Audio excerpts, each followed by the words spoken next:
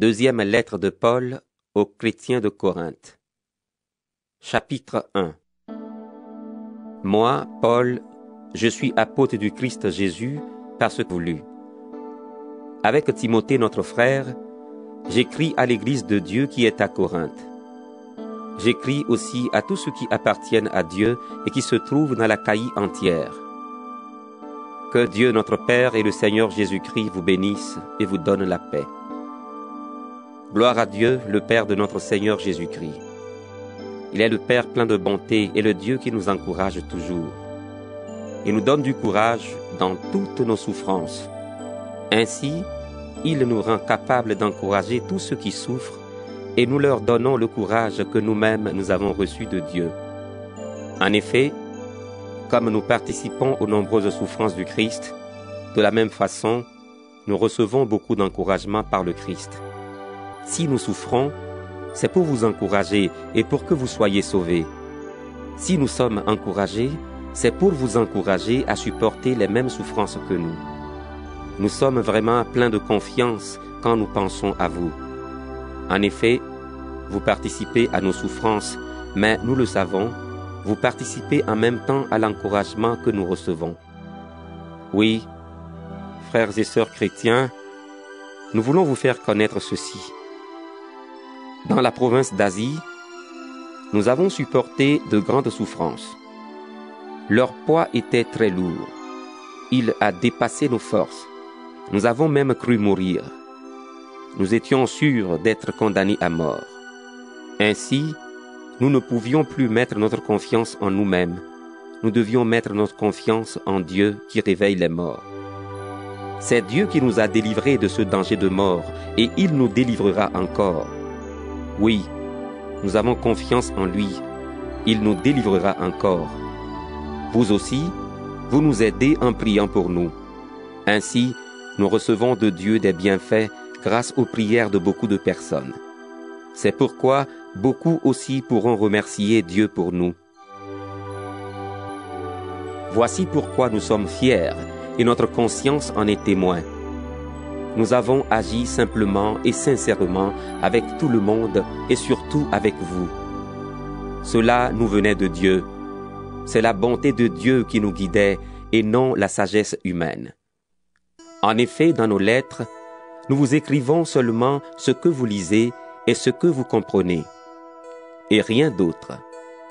Il y a une chose que vous avez comprise en partie, mais j'espère que vous la comprendrez totalement. Cette chose, la voici. Vous pouvez être fiers de nous, comme nous serons fiers de vous le jour où le Seigneur Jésus viendra. J'étais sûr de cela. C'est pourquoi je voulais passer d'abord chez vous pour vous donner de la joie 2 fois. De chez vous, je voulais aller en Macédoine. Et à mon retour de Macédoine, je voulais revenir chez vous pour que vous me donniez les moyens d'aller en Judée. Quand j'ai décidé cela, est-ce que j'ai agi sans réfléchir? Ou bien, quand je prends une décision, est-ce que je fais seulement ma volonté en disant à la fois oui et non? Dieu lui-même le sait bien. Ce que nous vous disons, ce n'est pas à la fois oui et non. Silas, Timothée et moi, nous vous avons annoncé le Fils de Dieu, Jésus le Christ. Eh bien, Jésus n'a pas été oui et non, mais il a toujours été oui. En effet, Jésus est le oui à tout ce que Dieu a promis. C'est donc aussi par Jésus que nous disons notre Amen pour rendre gloire à Dieu. Et c'est Dieu lui-même qui nous rend forts avec vous pour le Christ. C'est lui qui nous a mis à part, qui a posé sa marque sur nous. Il a mis l'Esprit Saint dans nos cœurs, et cet Esprit est la première part des biens qu'il va nous donner. Je prends Dieu comme témoin. Je dis la vérité, plutôt mourir que mentir. Je ne suis pas revenu à Corinthe parce que je n'ai pas voulu vous faire de la peine. Nous ne cherchons pas à vous dire ce que vous devez croire. En effet, votre foi est solide, mais nous souhaitons travailler avec vous à votre joie. 2 Corinthiens, chapitre 2. Voici ce que j'ai décidé. Je ne reviendrai pas chez vous si cela doit vous rendre triste. Si moi, je vous rends triste, qui peut encore me donner de la joie? Est-ce que ce n'est pas justement celui que j'ai rendu triste? À mon arrivée chez vous, certains risquaient de me rendre triste. Pourtant, c'est eux qui devaient me donner de la joie. C'est la raison pour laquelle je vous ai écrit. J'en suis sûr, quand je suis joyeux, vous pouvez être joyeux, vous aussi. Oui, je vous ai écrit en pleurant beaucoup. J'avais le cœur plein de tristesse et d'inquiétude. Pourtant, je n'ai pas écrit pour vous rendre triste. Je l'ai fait pour vous montrer l'amour très grand que j'ai pour vous. Si quelqu'un a causé de la tristesse, ce n'est pas à moi. C'est plutôt à vous tous qu'il en a causé. Mais il ne faut pas exagérer l'affaire. Pour cet homme-là, les reproches de la communauté suffisent. C'est pourquoi, maintenant, vous devez plutôt lui pardonner et l'encourager. Sinon, une tristesse trop grande risque de le décourager complètement. Alors je vous le demande, montrez-lui que vous l'aimez. En effet, voici pourquoi je vous ai écrit. Je voulais voir si vous étiez prêt à obéir en toutes choses. Quand vous pardonnez à quelqu'un, moi aussi je lui pardonne. Quand je pardonne, si toutefois j'ai quelque chose à pardonner, je pardonne à cause de vous en présence du Christ. De cette façon, Satan ne nous trompe pas. Oui, nous connaissons bien ses intentions. Je suis arrivé à Troas pour annoncer la bonne nouvelle du Christ, car le Seigneur me donnait l'occasion de pouvoir travailler là. Pourtant, j'étais très inquiet parce que je n'avais pas trouvé Tite, mon frère. C'est pourquoi j'ai dit au revoir aux gens de Troas et je suis parti pour la Macédoine. Remercions Dieu. Par le Christ, il nous amène toujours dans son défilé victorieux et il se sert de nous pour faire connaître le Christ en tout lieu. C'est comme une bonne odeur qui se répand partout. Oui, nous sommes comme un parfum agréable que le Christ offre à Dieu. Ce parfum est pour ceux que Dieu sauve. Il est aussi pour ceux qui perdent leur vie loin de Dieu. Pour ceux qui se perdent, c'est une odeur de mort qui donne la mort.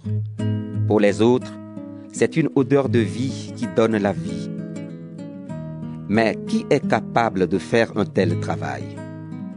Nous ne sommes pas comme beaucoup de gens qui font du commerce avec la parole de Dieu. Nous disons la vérité de la part de Dieu, devant Dieu, comme des serviteurs du Christ. 2 Corinthiens, chapitre 3. Est-ce que nous devons recommencer à nous mettre en avant? Certains ont besoin de vous montrer des lettres de recommandation ou de vous en demander. Est-ce que nous en avons besoin aussi? Notre lettre, c'est vous. Elle est écrite dans nos cœurs. Tout le monde la connaît et la lit. Oui, c'est clair. Le Christ lui-même a écrit cette lettre et c'est nous qui l'avons apportée. Elle n'est pas écrite avec de l'encre, mais avec l'Esprit du Dieu vivant. Elle n'est pas gravée dans la pierre, mais elle est gravée dans des cœurs humains. Devant Dieu, nous sommes sûrs de cela à cause du Christ. Nous ne pensons pas que nous sommes capables de faire quelque chose tout seuls, mais c'est Dieu qui nous a rendus capables de faire ce que nous faisons. C'est lui qui nous a rendus capables d'être les serviteurs d'une alliance nouvelle. Cette alliance ne dépend pas de la loi écrite, mais de l'Esprit Saint. La loi écrite donne la mort, mais l'Esprit Saint donne la vie. Les paroles de cette loi étaient gravées dans la pierre, et Moïse était au service de cette loi qui donne la mort. Malgré cela, ce service lui donnait une grande gloire. Et à cause de la gloire qui brillait sur son visage, les Israélites ne pouvaient pas le regarder. Pourtant, cette gloire ne durait pas. Mais le service de l'Esprit Saint donnera une gloire encore plus grande. Le service de la loi qui condamne à mort était déjà plein de gloire.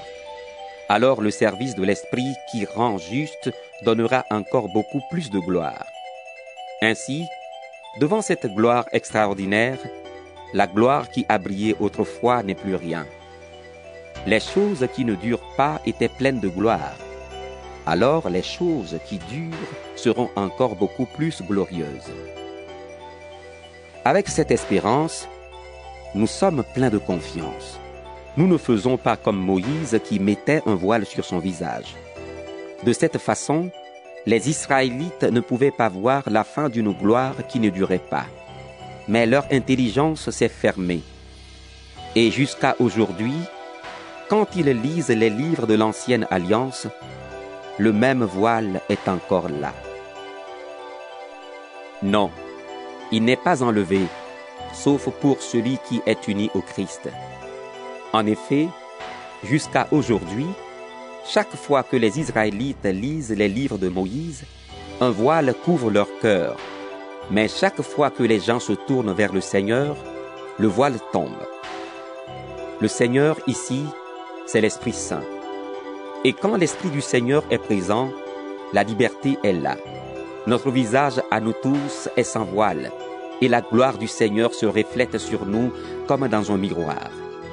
Alors le Seigneur, qui est l'Esprit, nous transforme. Il nous rend semblables à lui avec une gloire toujours plus grande. 2 Corinthiens, chapitre 4. Dieu, dans sa bonté, nous a confié ce service. C'est pourquoi nous ne sommes pas découragés. Nous avons rejeté les moyens malhonnêtes qu'on utilise en se cachant. Nous agissons honnêtement et nous ne déformons pas la parole de Dieu. Au contraire, nous montrons clairement la vérité et ainsi, nous faisons appel à la conscience de tous devant Dieu.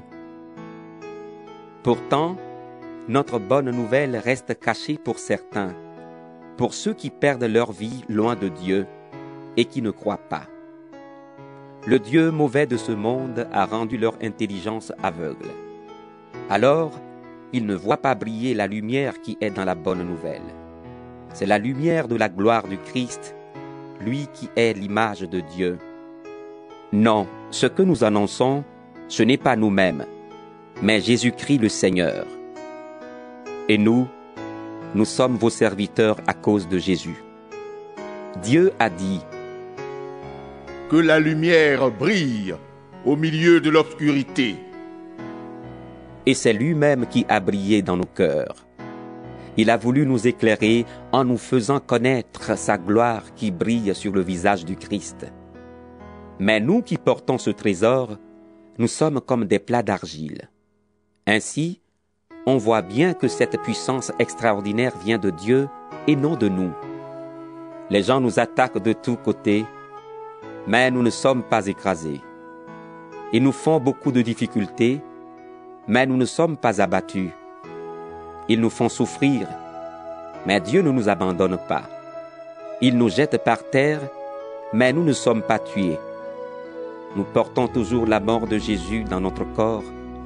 Alors, on peut voir aussi la vie de Jésus dans notre corps.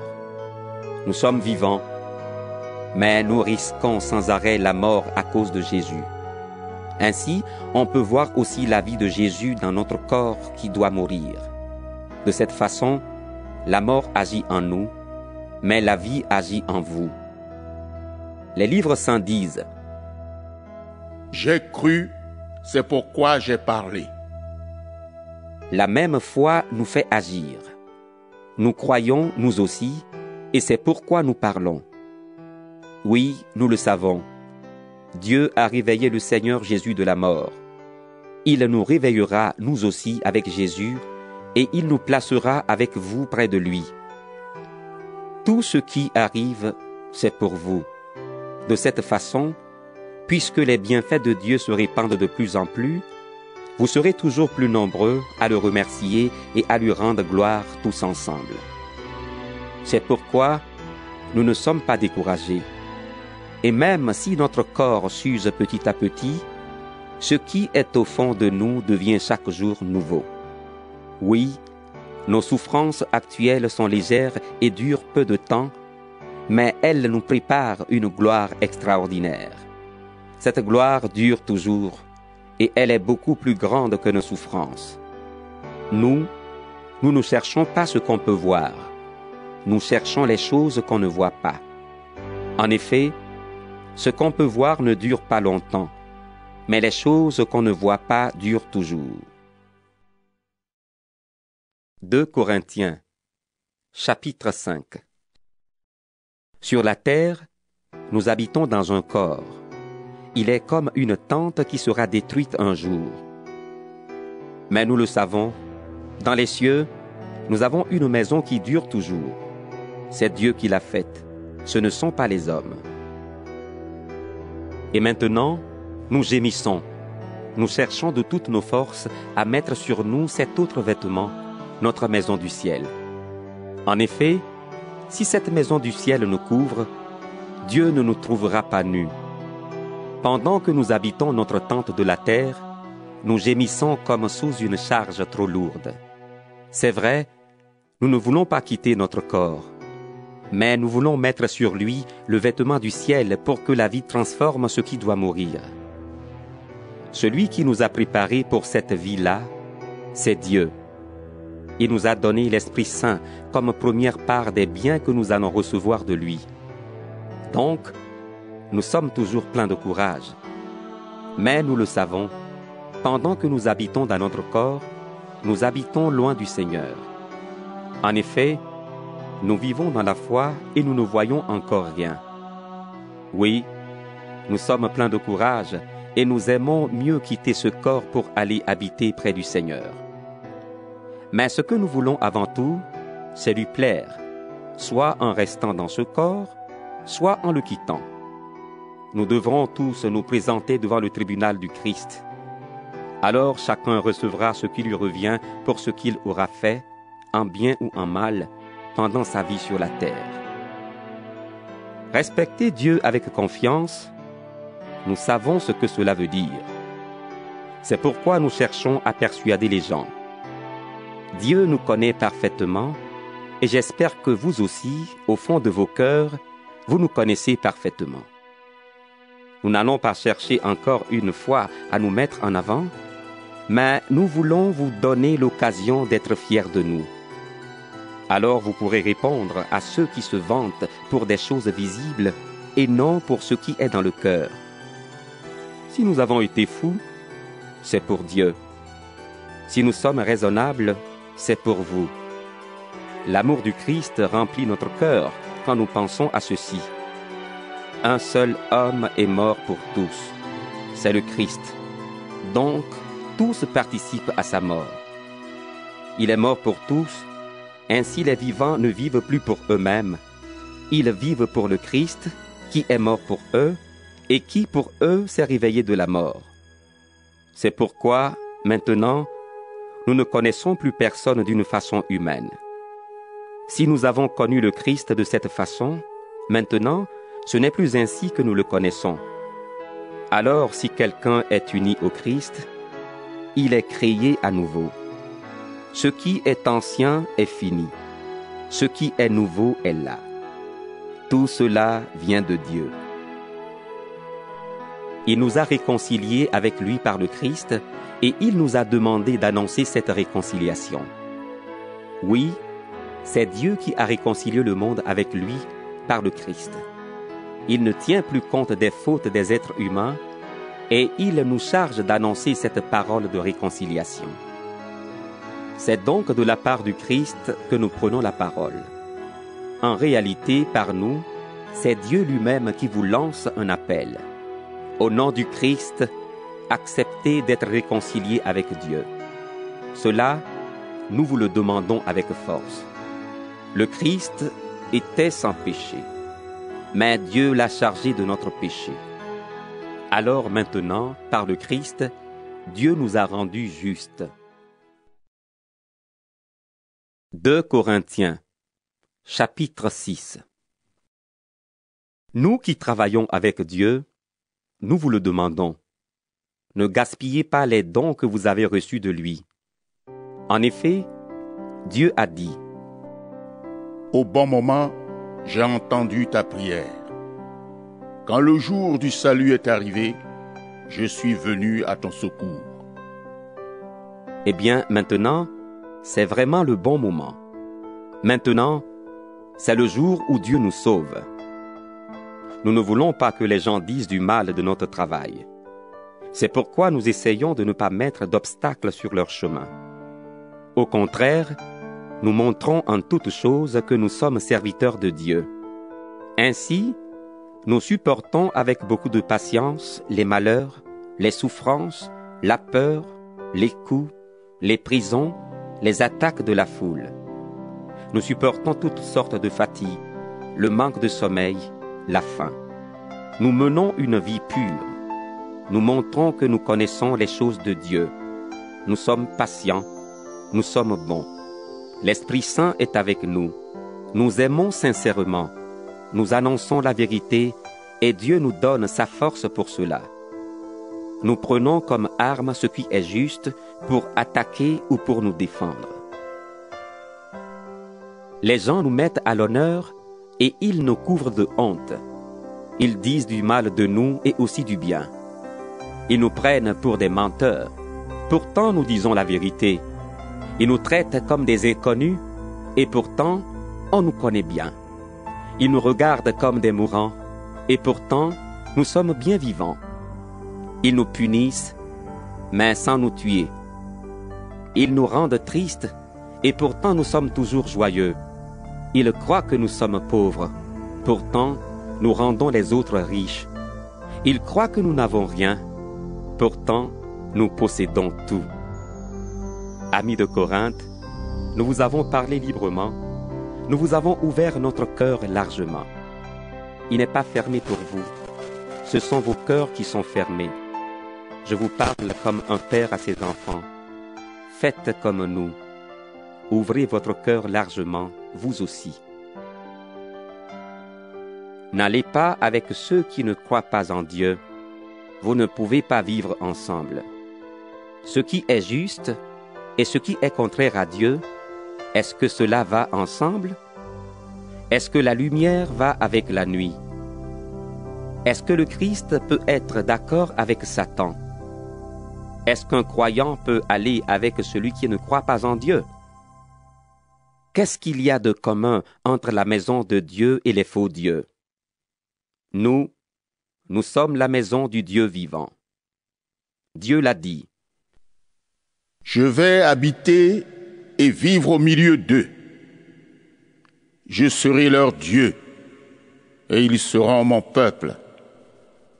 C'est pourquoi le Seigneur Dieu dit: Quittez ces gens-là et allez loin d'eux. Ne touchez pas ce qui est impur. Et moi, je vous accueillerai. Le Seigneur Tout-Puissant dit encore: Je serai pour vous un père, et vous serez pour moi des fils et des filles. 2 Corinthiens, chapitre 7. Amis très chers, ces promesses sont pour vous. Alors lavons-nous de tout ce qui salit notre corps et notre cœur. Cherchons à être parfaitement saints en respectant Dieu avec confiance. Faites-nous une place dans vos cœurs. Nous n'avons été injustes envers personne. Nous n'avons détruit la foi de personne. Nous n'avons profité de personne. Je ne dis pas cela pour vous condamner. Je l'ai déjà dit, vous êtes dans nos cœurs et nous sommes toujours ensemble, morts ou vivants. J'ai une grande confiance en vous, je suis très fier de vous. Je suis plein de courage, je suis rempli d'une très grande joie malgré toutes nos souffrances.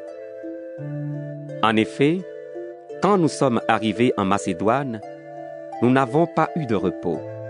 Au contraire, nous avons rencontré toutes sortes de difficultés, des luttes autour de nous et la peur dans nos cœurs. Mais Dieu qui donne du courage à ceux qui sont découragés nous a consolés par l'arrivée de Tite. Ce n'est pas seulement l'arrivée de Tite qui nous a consolés, c'est aussi l'encouragement que vous lui avez donné. Il nous a dit que vous aviez très envie de me voir. Il nous a parlé de votre tristesse, de votre ardeur à me défendre. Alors ma joie a été encore plus grande. Si mon autre lettre vous a rendu triste, je ne le regrette pas. Oui, je le sais bien, cette lettre vous a rendu triste pendant un certain temps. Je l'ai peut-être regretté, mais maintenant, je suis dans la joie. Ce n'est pas à cause de votre tristesse, mais parce que cette tristesse a changé votre cœur. Elle a plu à Dieu et ainsi, nous ne vous avons fait aucun mal. En effet, la tristesse qui plaît à Dieu change notre cœur. De cette façon, nous pouvons être sauvés et nous n'avons pas à regretter cette tristesse. Mais la tristesse qui ne change pas le cœur produit la mort.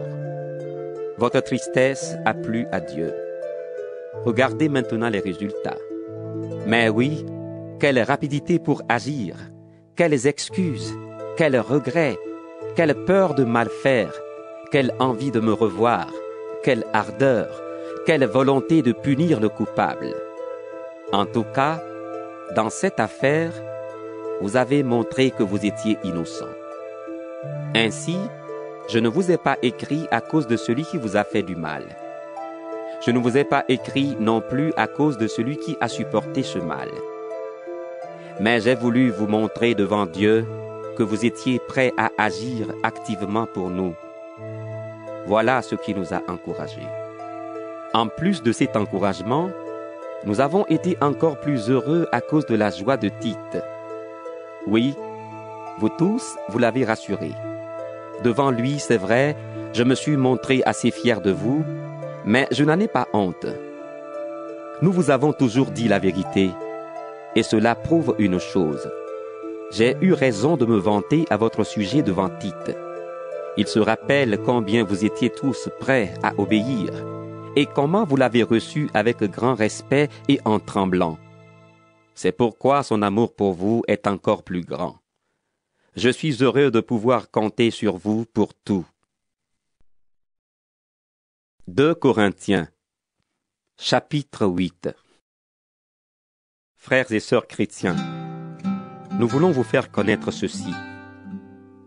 Dieu a montré ses bienfaits dans les églises de Macédoine. Beaucoup de souffrances les ont mises à l'épreuve, mais elles sont restées très joyeuses. Et elles ont donné beaucoup, sans compter, malgré leur très grande pauvreté. Les chrétiens ont donné ce qu'ils pouvaient, et même plus que cela, j'en suis témoin. Ils l'ont fait et pourtant, on ne leur a rien demandé. Ils nous ont réclamé de pouvoir participer à cette aide pour les chrétiens de Jérusalem. Ils ont beaucoup insisté. Ils ont offert leur personne au Seigneur, ensuite à nous, parce que Dieu le voulait. Cela a dépassé notre attente. Nous avons donc insisté auprès de Tite. Il avait commencé chez vous cette action pour les chrétiens de Jérusalem. Nous lui avons demandé de la mener jusqu'au bout. Vous avez tout en abondance. Vous êtes des croyants. Vous parlez très bien. Vous connaissez les choses de Dieu et vous êtes toujours prêts à agir. Vous avez de l'amour pour nous. Alors, pour ces dons, montrez-vous aussi très généreux. Ce n'est pas un ordre que je vous donne. Je vous ai seulement raconté avec quelle rapidité les autres églises ont agi. De cette façon, je vous donne l'occasion de montrer que votre amour est vrai. En effet, vous connaissez le don généreux de notre Seigneur Jésus-Christ. Il était riche, mais pour vous, il s'est fait pauvre afin de vous rendre riche par sa pauvreté. Je vous donne mon avis dans cette affaire. Voici ce qui est bon pour vous. Vous avez été les premiers à faire quelque chose pour les chrétiens de Jérusalem. Vous avez été aussi les premiers à décider cette action l'année dernière. Donc, maintenant, menez-la jusqu'au bout avec les moyens que vous avez. Quand vous l'avez décidé, vous avez montré beaucoup de bonne volonté. Alors, avec la même volonté, vous allez mener cette action jusqu'au bout. Qu'en bon cœur, les gens nous reçoivent bien avec ce qu'on a. Ils ne nous demandent pas ce qu'on n'a pas. Il ne s'agit pas de vous rendre très pauvres pour aider les autres. Non. Ce qu'il faut, c'est l'égalité. Maintenant, ce que vous avez en trop servira à ceux qui manquent de quelque chose. Ainsi, un jour, quand vous manquerez de quelque chose, ce qu'ils auront en trop vous servira. Cela fera l'égalité. Les livres saints le disent. Celui qui a récolté beaucoup n'a rien en trop. Celui qui a récolté peu de choses ne manque de rien. Remercions Dieu. Je désire beaucoup vous aider. Eh bien, Dieu a mis dans le cœur de Tite le même désir. Tite a accepté notre demande et avec plus d'ardeur encore, il a lui-même décidé d'aller chez vous. Avec lui, nous avons envoyé un autre frère. Toutes les églises disent du bien de celui-ci à cause de son travail pour annoncer la bonne nouvelle. Ce n'est pas tout. Les églises l'ont désigné pour qu'il vienne avec nous distribuer l'aide reçue. C'est un service que nous devons rendre pour la gloire du Seigneur lui-même. Ainsi, nous montrons notre bonne volonté. On nous a confié beaucoup d'argent. Nous voulons éviter des reproches sur notre façon de rendre ce service. Nous cherchons ce qui est bien, non seulement aux yeux de Dieu, mais aussi aux yeux des hommes. Avec ceux qui sont partis, nous avons aussi envoyé notre frère. Il désire vraiment aider les autres. Cela, nous l'avons vu souvent et en beaucoup d'occasions. Maintenant, il a totalement confiance en vous et donc, il désire encore plus vivement rendre service. Tite, c'est mon compagnon. Il travaille avec moi pour vous. Nos frères, ce sont les envoyés des églises. Ils agissent pour la gloire du Christ. Aussi montrez-leur que vous les aimez vraiment. Alors, les églises en seront sûres et elles sauront que nous avons raison d'être fiers de vous. 2 Corinthiens, chapitre 9. Pour l'aide à apporter aux chrétiens de Jérusalem, c'est inutile de vous écrire. Je connais votre bonne volonté. Avec les gens de Macédoine, je me suis vanté à votre sujet. Je leur ai dit, les chrétiens de la province d'Achaïe sont prêts à donner depuis l'année dernière. Et votre ardeur à rendre service a entraîné presque tout le monde. Pourtant, je vous envoie ces frères pour que vous soyez vraiment prêts comme je l'ai dit. Dans cette affaire, j'étais fier de vous. Il ne faut pas que ce soit pour rien. En effet, si les gens de Macédoine viennent avec moi et ne vous trouvent pas prêts, j'ai peur d'une chose. Nous qui sommes sûrs de vous, nous allons être couverts de honte, et vous aussi, évidemment. C'est pourquoi j'ai pensé qu'il fallait demander aux frères d'aller chez vous avant nous. Ils vont s'occuper des dons généreux que vous avez déjà promis. Ils vont les recueillir. Ainsi, on verra que vous donnez de bon cœur et non avec regret. Il faut le savoir, celui qui sème peu de graines récolte peu. Et celui qui sème beaucoup de graines récolte beaucoup. Chacun doit donner ce qu'il a décidé dans son cœur, sans tristesse et sans être forcé. En effet, Dieu aime celui qui donne avec joie. Dieu a le pouvoir de vous donner en abondance toutes sortes de bienfaits. Aussi, vous aurez toujours tout ce qu'il vous faut et vous aurez encore suffisamment pour faire de bonnes actions. Les livres saints disent: Il donne généreusement aux pauvres. Sa bonté dure toujours. C'est Dieu qui donne les graines aux semeurs et le pain pour la nourriture. Il vous donnera les graines à vous aussi. Il les multipliera et les fera pousser. Ainsi, votre bonté produira beaucoup de fruits. Dieu vous rendra riche de 1000 manières et vous pourrez vous montrer très généreux. Alors, beaucoup remercieront Dieu pour ces dons que nous leur ferons de votre part. Par cette offrande, vous rendez service aux chrétiens de Jérusalem. De cette façon, vous leur donnez ce qui leur manque. De plus, vous les encouragez tous à remercier Dieu du fond du cœur. Vous montrez que vous obéissez à la bonne nouvelle du Christ. Vous mettez généreusement en commun ce que vous avez avec les chrétiens de Jérusalem et avec tous. À cause de tout cela, ils reconnaîtront la valeur de ce service et ils rendront gloire à Dieu. Dieu vous a donné en abondance de grands bienfaits. Pour cela, ils vous montreront leur amour en priant pour vous. Remercions Dieu pour ses bienfaits extraordinaires. 2 Corinthiens, chapitre 10. Moi, Paul, c'est moi qui vous fais une demande avec la douceur et la bonté du Christ. On dit que je suis timide quand je suis en face de vous et énergique avec vous quand je suis loin. Je vous en prie, ne m'obligez pas à être énergique quand je serai parmi vous. Mais certains pensent que nous agissons pour des raisons humaines. Alors, oui, contre cela, je veux utiliser toute mon énergie. Nous sommes des hommes, c'est vrai. Pourtant, nous ne luttons pas d'une façon humaine. Non, les armes qui nous servent à lutter ne sont pas des armes humaines. Mais leur force vient de Dieu pour détruire tout ce qui lui résiste. Nous détruisons les façons de penser qui sont fausses. Nous renversons tous les raisonnements que des orgueilleux opposent à la connaissance de Dieu. Nous voulons changer l'esprit des gens pour qu'ils obéissent au Christ. Et quand votre obéissance sera parfaite, nous serons prêts à punir tout acte de désobéissance. Regardez les choses en face. Si quelqu'un est persuadé d'appartenir au Christ, il doit être sûr d'une chose une fois pour toutes. S'il appartient au Christ, nous aussi. Le Seigneur nous a donné l'autorité pour construire votre communauté et non pour la détruire.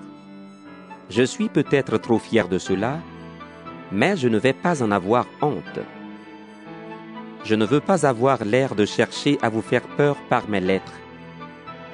En effet, certains disent, les lettres de Paul sont sévères et énergiques. Mais quand il est au milieu de nous, il est faible, et ce qu'il dit ne vaut rien. Celui qui parle ainsi doit être sûr d'une chose. Quand nous sommes absents, nous vous écrivons des lettres sévères. Quand nous serons présents, nous agirons aussi avec sévérité. Il n'y aura pas de différence. Certains pensent beaucoup de bien d'eux-mêmes. Nous n'osons pas nous égaler ou nous comparer à eux. Ils se prennent eux-mêmes comme mesure pour se mesurer et faire des comparaisons. Ils sont stupides. Mais nous n'allons pas dépasser la mesure en nous vantant.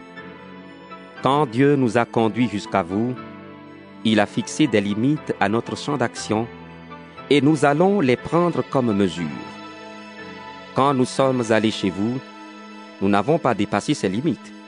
Nous sommes vraiment arrivés les premiers jusqu'à vous avec la bonne nouvelle du Christ. Nous ne dépassons pas la mesure en nous vantant à cause du travail des autres. Mais nous espérons une chose. Votre foi fera des progrès et nous pourrons agrandir notre champ d'action parmi vous, mais sans dépasser les limites fixées. Ensuite, nous annoncerons la bonne nouvelle dans des régions situées plus loin que chez vous. Nous ne voulons pas travailler dans le champ d'action des autres et nous vanter d'activités qu'ils ont déjà faites. Si quelqu'un veut se vanter, qu'il se vante à cause du Seigneur. Qui a de la valeur? Ce n'est pas celui qui se félicite lui-même, c'est celui que le Seigneur félicite. 2 Corinthiens, chapitre 11. Ah, si vous pouviez supporter que je sois un peu fou. Eh bien oui, supportez-moi. Je vous aime d'un amour jaloux, et ce très grand amour vient de Dieu. En effet, je vous ai promis un mariage à un seul mari, le Christ. Oui, je vous présente à lui comme une jeune fille très pure. Mais rappelez-vous, le serpent a trompé Ève par son mensonge. Alors j'ai peur d'une chose, qu'on vous donne des idées fausses et que vous ne soyez plus fidèlement et sincèrement attachés au Christ comme avant. Par exemple, quelqu'un arrive. Il vous annonce un autre Jésus, un Jésus que nous n'avons jamais annoncé. Ou bien vous recevez un autre esprit, un esprit que vous n'avez jamais reçu.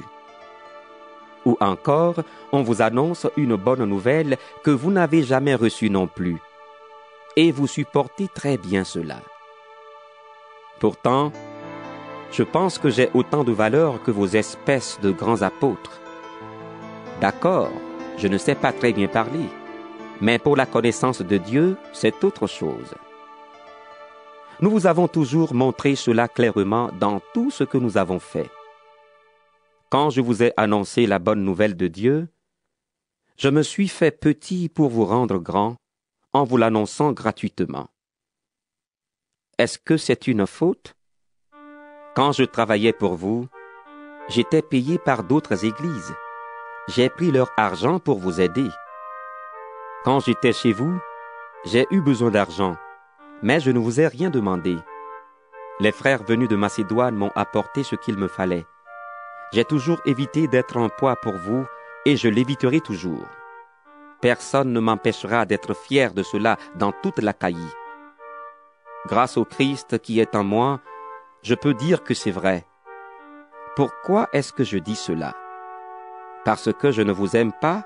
Mais si, Dieu sait que je vous aime. Ce que je fais, je le ferai encore. Alors ceux qui veulent une occasion pour se vanter d'agir comme nous, ces gens-là n'en auront pas.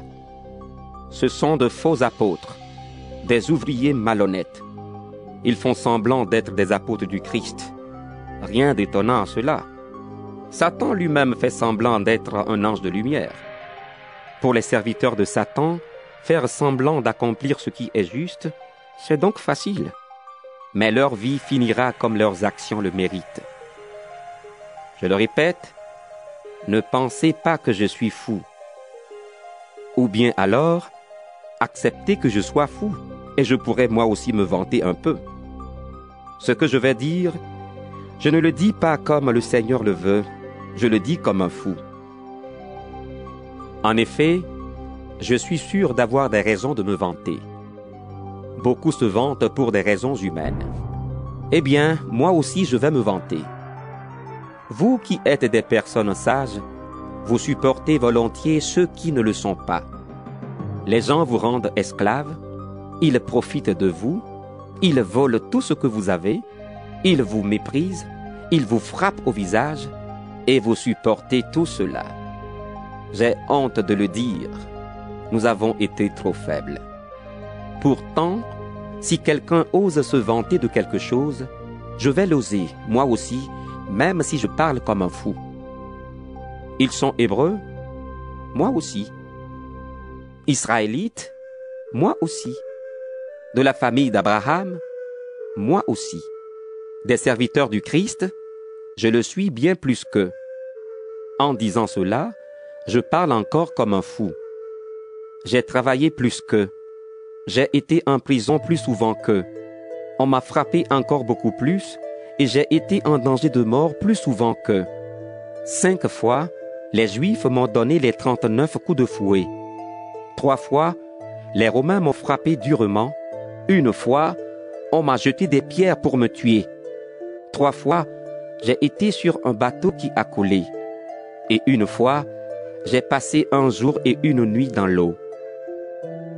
J'ai fait beaucoup de voyages et j'ai connu beaucoup de dangers. Dangers à cause des rivières, des bandits, de mes frères juifs ou des non-juifs, dangers dans les villes, dangers dans le désert, dangers sur la mer, dangers des faux frères. J'ai fait des travaux très fatigants et j'ai souvent manqué de sommeil.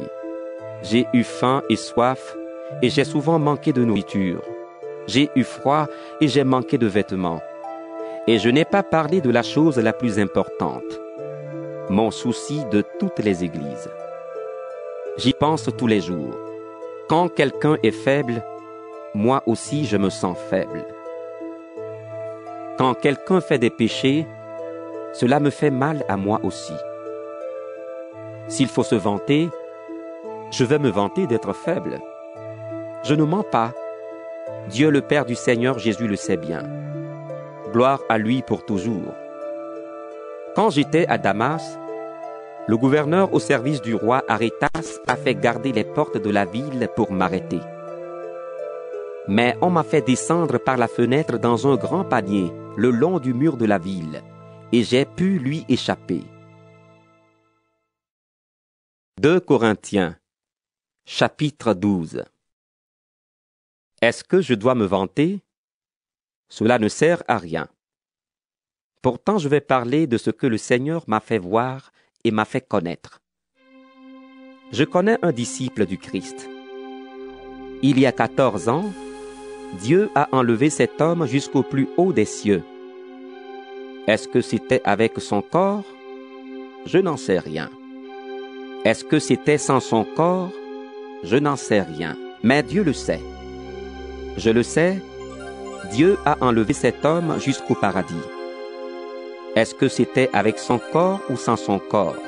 Je n'en sais rien. Mais Dieu le sait. Là, il a entendu des paroles qu'on ne peut pas dire avec des mots. Ces paroles, personne n'a le droit de les répéter. Pour celui-là, je me vanterai. Mais pour moi, je me vanterai seulement parce que je suis faible. Si je voulais me vanter, je ne serais pas fou. Je dirais seulement la vérité, mais je ne le fais pas. Ainsi, on me jugera seulement en voyant ce que je fais et seulement en entendant ce que je dis, sans rien de plus. Ce que le Seigneur m'a fait connaître est extraordinaire. Alors, pour éviter que je me vante de cela, j'ai reçu dans mon corps comme une blessure. Un envoyé de Satan est chargé de me frapper pour m'empêcher de me vanter. 3 fois, j'ai prié le Seigneur de me délivrer de cette souffrance. Mais le Seigneur m'a dit, « Mon amour te suffit. Ma puissance peut agir davantage quand tu es faible. » Donc je me vanterai surtout parce que je suis faible. Alors la puissance du Christ habitera en moi. C'est pourquoi les faiblesses, les insultes, les difficultés, les souffrances et les soucis que je connais pour le Christ, je les accepte avec joie. Oui, quand je suis faible, c'est à ce moment-là que je suis fort. Vous voyez, je deviens fou. Vous m'avez forcé à cela. C'est vous qui deviez vanter mes qualités. En effet, je n'ai rien de moins que vos espèces de grands apôtres, et pourtant, je ne suis rien. Vous avez vu chez vous ma patience très grande, des signes étonnants, des faits extraordinaires, des actions puissantes. Cela montre que je suis un apôtre. Qu'est-ce que vous avez eu de moins que les autres églises? Une chose, je ne vous ai rien coûté. Vous trouvez que ce n'est pas juste? Alors pardonnez-moi. Je suis prêt à venir chez vous pour la 3e fois et je ne vous coûterai rien. Ce n'est pas votre argent que je veux, c'est vous. D'habitude, les petits-enfants ne gagnent pas d'argent pour leurs parents, mais ce sont les parents qui doivent gagner de l'argent pour leurs enfants. Moi, je donnerai facilement de l'argent pour vous, et même je donnerai ma vie tout entière. Est-ce que vous m'aimerez moins parce que je vous aime plus? D'accord, je n'ai pas été un poids pour vous. Mais d'après certains, je ne suis pas franc et je vous ai pris au piège par des mensonges. Regardez tous ceux que je vous ai envoyés. Est-ce que j'ai utilisé un seul d'entre eux pour profiter de vous? J'ai insisté pour que Tite aille vous voir, et j'ai envoyé un frère avec lui. Est-ce que Tite a profité de vous? Est-ce que lui et moi, nous n'avons pas marché dans la même direction en suivant le même chemin? Depuis un bon moment, vous pensez peut-être que nous cherchons à nous défendre devant vous. Non. Nous parlons devant Dieu comme le Christ le veut. Et tout cela, amis très chers, Nous le faisons pour construire votre communauté. J'ai bien peur de ceci. Quand j'arriverai chez vous, vous serez peut-être différent de ce que j'attends. Et moi, je serai peut-être différent de ce que vous attendez. J'ai peur de trouver chez vous des disputes, de la jalousie, de la colère, des querelles de personnes, des jugements mauvais sur les autres, des bavardages méchants, de l'orgueil, du désordre. J'ai encore peur d'une chose. À ma prochaine visite, Dieu va peut-être me couvrir de honte devant vous. Je devrai peut-être pleurer sur beaucoup d'entre vous qui continuent à faire des péchés comme autrefois. En effet, maintenant, ils ne se sont pas encore tournés vers Dieu. Ils mènent une vie impure. Ils font le mal et ils se conduisent n'importe comment. 2 Corinthiens, chapitre 13. C'est la 3e fois que je vais chez vous. Pour juger toute affaire, on doit entendre au moins 2 ou 3 témoins. Je parle à ceux qui ont fait des péchés autrefois et à tous les autres. Aujourd'hui, je ne suis pas parmi vous, mais je le redis comme pendant ma 2e visite. Quand je reviendrai, j'agirai sévèrement avec tous, puisque vous voulez la preuve que le Christ parle par moi. Quand il agit pour vous, il n'est pas faible, au contraire, il montre sa puissance parmi vous. C'est vrai, le Christ a été cloué sur une croix à cause de sa faiblesse, mais il est vivant à cause de la puissance de Dieu. Et nous aussi, nous sommes faibles parce que nous sommes unis au Christ. Mais nous serons vivants avec lui à cause de la puissance de Dieu, comme vous le verrez. Interrogez-vous. Voyez si vous vivez comme des croyants. Examinez-vous. Vous reconnaissez bien que Jésus-Christ est en vous, n'est-ce pas? Ou alors, vous ne pouvez pas donner des preuves de votre foi. Mais nous pouvons en donner, et j'espère que vous le reconnaîtrez. Nous demandons à Dieu que vous ne fassiez rien de mal. Ce n'est pas pour vous prouver que nous avons raison. Non. Nous voulons seulement que vous fassiez le bien. Et peu importe si cela semble montrer que nous avons tort. Car nous ne pouvons rien faire contre la vérité. Nous pouvons seulement travailler pour la vérité. Oui, nous sommes dans la joie quand nous sommes faibles et quand vous êtes forts. Ce que nous demandons dans nos prières, c'est que vous soyez parfaits. Voilà pourquoi je vous écris quand je suis encore loin de vous. Je ne veux pas avoir besoin de me montrer sévère quand je serai près de vous. En effet, le Seigneur m'a donné l'autorité pour construire votre communauté et non pour la détruire. Maintenant, frères et sœurs chrétiens, soyez dans la joie. Cherchez à être parfaits. Encouragez-vous et soyez d'accord entre vous. Vivez dans la paix, et le Dieu d'amour et de paix sera avec vous. Saluez-vous les uns les autres en vous embrassant comme des frères et des sœurs. Tous les chrétiens vous saluent. Que le Seigneur Jésus-Christ vous bénisse. Que l'amour de Dieu et l'Esprit Saint qui nous unit soient avec vous tous.